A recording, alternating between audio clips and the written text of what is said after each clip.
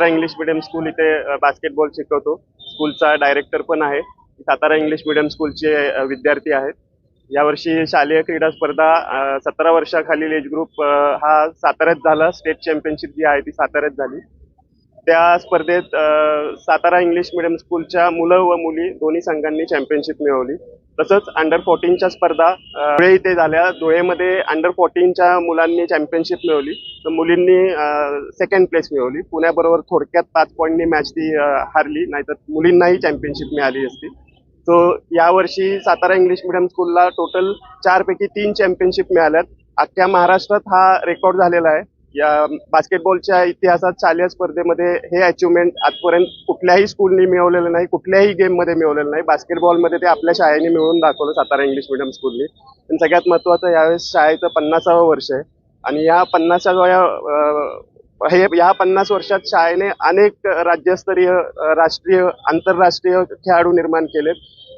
सगळ्यात मोठी शाळेची अचिव्हमेंट म्हणजे शाळेला 4 शिवछत्रपती पुरस्कार आहेत आपल्या बास्केटबॉलमध्ये. शाळेच्या ज्या मुख्य अध्यापिका आहेत त्या स्वतः राष्ट्रीय खेळाडू आहेत आणि त्यांना तो शिवछत्रपती पुरस्कार मिळालाय. तसंच शाळेच्या प्रेसिडेंट ज्या आहेत अर्निका गुजर आणि मिथिला गुजर, ह्या दोघांना शिवछत्रपती पुरस्कार प्राप्त आहे.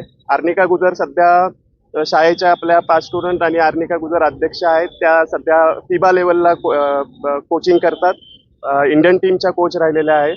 सो अशी शाळेची बास्केटबॉलची आमची परंपरा आहे ती आम्ही कायम पुढे चालू ठेवू आणि चालू ठेवायचा प्रयत्न करू, अशाच अचिव्हमेंट मिळवायचा प्रयत्न करू.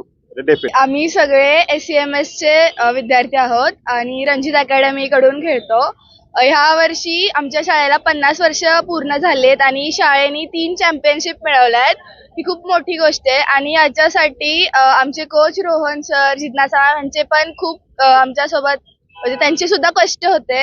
रोज 3-3 टाइम प्रॅक्टिस करायचं, स्कूलमधून जिम मध्ये तिकडे प्रॅक्टिस करून ग्राउंडवर, परत संध्याकाळी प्रॅक्टिस याच्यामध्ये, आणि पॅरेंट्सचा पण खूप सपोर्ट होता. आणि मॅचेसचं बोलायला गेलं तर आमची फायनल मॅच पुणे सोबत झाली. पहिले क्वार्टर आम्हाला असं काही हे नव्हतं की मॅचचं पुढे काय होईल, पण शेवटच्या क्वार्टरमध्ये पब्लिकचं जे चिअरिंग, ते सगळं मोटिवेशन सरांचं, मॅमचं, त्याच्यामुळे आम्ही लास्ट क्वार्टरला लीड घेतली आणि तो क्षण असं गोल्डन मोमेंट होता आणि फायनली आम्ही चॅम्पियनशिप घेतली आहे स्कूलसाठी.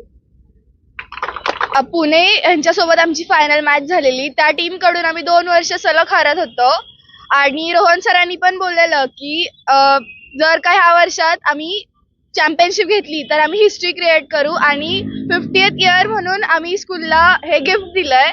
2 वर्षाच्या टीम कडून हारत होतो, त्याच टीमला डबल कष्ट करून आम्ही हरवलेला आहे. सो खूप प्राऊड मोमेंट आहे ही.